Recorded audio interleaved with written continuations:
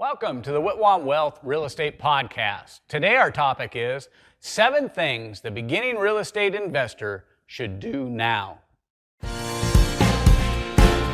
Welcome to the Whitwam Wealth Real Estate Podcast with Scott Whitwam, your blueprint to financial abundance. Settle in as we explore the mindset and methods for wealth building through real estate. All right, welcome back. Number 1, let's get started right away. Number 1 is be proactive. As a real estate investor, you need to be proactive. It's so easy just to wait. It's so easy just to say, well, I'm going to wait till the market gets better, or I'm going to wait till the market gets worse. I'm going to wait till this happens. I'm going to wait till that happens. But waiting, it does not help a real estate investor. Real estate investors need to be proactive. You need to figure out what's going on in the market now. You need to start figuring out your positions, where you want to go, what you want to accomplish now, so that when things do change, you're ready. Because what happens a lot of times, and my phone rings, my email box blows up, people are like, wow, this just happened. Interest rates dropped. Interest rates went up. Foreclosures just hit this. I just heard that there's all this stuff going on in the marketplace. Can you help me now? And then we have to go back through the steps because people weren't being proactive. So as a beginning real estate investor, my recommendation to you is be proactive. Get started now. Number 2, education. Education leads to transformation. It's important that you start getting experience, that you start getting the knowledge, you start doing the training, you start to understand what it is that you want to do in real estate investing. Are you going to get into buy and hold? Do you want to have rental houses? Do you want to do multifamily? Do you want to have apartment complexes? Do you want to do commercial, residential? Do you want to wholesale, or do you want to fix and flip properties? What do you want to do? Get educated so when the opportunities arise, you have the education, or you have the knowledge, you have been transformed by the knowledge so that you can start. Number 3, make a plan. It's amazing to me how many people either come into my office or get on a Zoom call with me and they have no plan. They say, hey, I've been investing in real estate for 2 years, but I really have no plan and I'm failing at this. I've been investing in real estate for 5 years. I have no plan. I'm failing at this. Hey, I want to get started investing in real estate, but I really don't have a plan. But every plan starts with a dream. So number 1, you have to figure out, what is your dream? Why are you doing real estate investing? What is the purpose? Why do you want to get into real estate investing? There's got to be a dream. There's got to be a reason for it. And you're going to make a plan around this dream. You're going to start to set goals. You're going to get your education, you're going to have the dream, and you're going to start to set goals. So make a plan is number 3. I think it's very important. There's so many people. In fact, I hearken back to a Harvard University study that looked at a graduating class, and it looked at the people who set goals versus those who didn't set goals. And they found that 87% of the graduating class hadn't set any goals. And that of the 13% that had set goals, only 3% had written goals.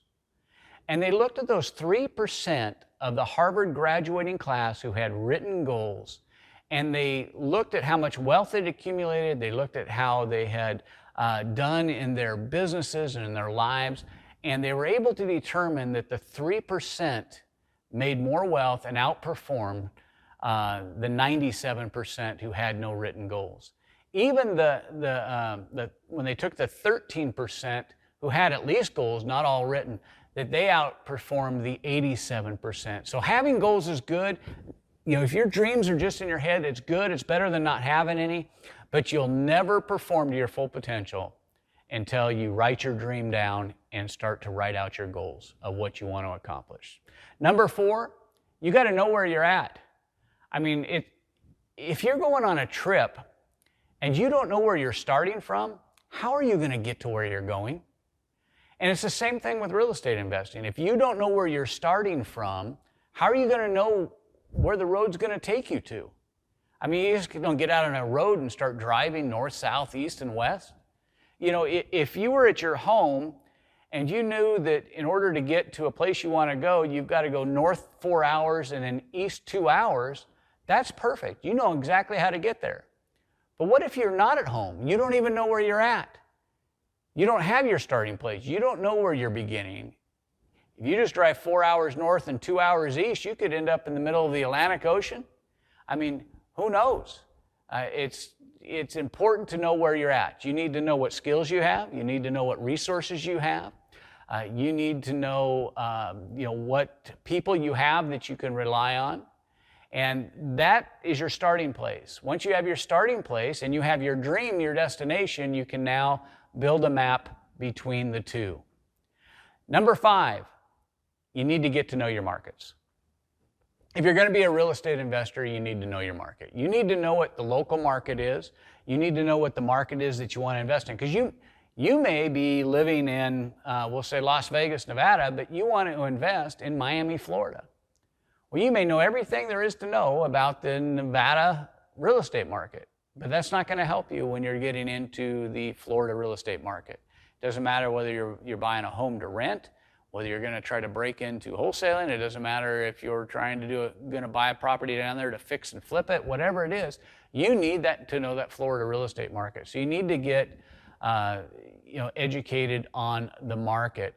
So my advice to you is find an investor-friendly real estate agent wherever you're going to do business, whether you're doing it in your backyard or whether you're doing it remotely. And you want to find not just a real estate agent, because there's a difference. You want to find an investor-friendly real estate agent, somebody who understands real estate investing. There's a lot of real estate agents out there who are investors themselves.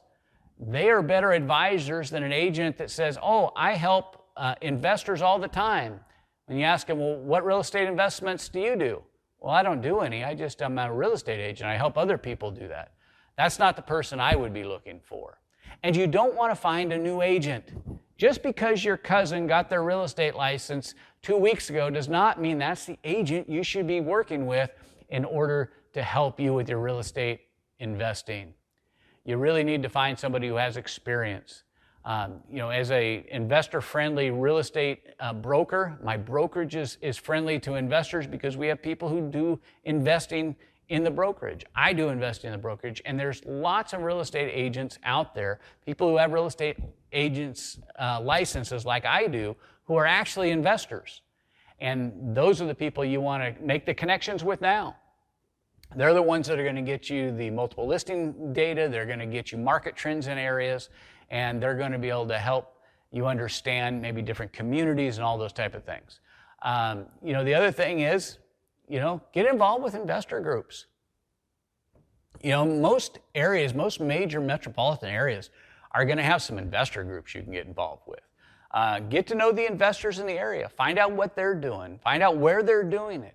Find out how they're benefiting. Find out how the market's treating them. I also recommend that, you subscribe to this channel. Follow our real estate advice on, Facebook and YouTube. Wherever you can, follow us because you're going to get tips and advice on real estate investing. And so, there's lots of options out there, for you, but there's lots of ways and ability to get the information you need. Number 6, let people know. It's amazing to me that I find out somebody that has gone through one of our coaching programs, but they don't tell anybody. They are a silent, invisible real estate investor. You need to be a vocal and well-seen real estate investor. So let your friends, let your family know. You may say, well, I'm actually not doing real estate. I'm just thinking about it right now. I'm thinking about real estate investing. Well, just start letting people know that, hey, I'm getting into real estate investing and I'm looking for this. I'm looking for this type of house at this type of price, this size. And if something like that comes and it doesn't work for you right now, then joint venture it with somebody. My company does that all the time. We get calls from people all the time. You need to seize the deal when it comes. Seize the day. When the opportunity comes, seize on it. Get the thing under contract and then contact somebody who can help you joint venture it in your area. We've done those all over the country, joint venture with people on deals like that. I don't want you sitting on the sidelines. This is the 7 things that you need to do now to get going with real estate investing. So again, let people know that you're a real estate investor. Even if you've never closed a transaction, you've never bought a home, you are a real estate investor. And number 7 is take that action. You will only fail if you don't act. And that's generally the biggest reason why I find that people that go through our coaching program, that they fail, is they fail to act. They fail to do anything. You know, we can teach them how to transform. We can teach them how to be the next great real estate investor. But you have to act. And so number 7 is you need to act. And so I invite you, to explore being a real estate investor, today. And I'd really love to hear your comments, any of your questions. We get questions and comments. We read the feedback that we get because we want to see you be successful in real estate. Do these 7 things and make sure that you join us on our podcast regularly as we explore the mindsets and method for wealth building through real estate.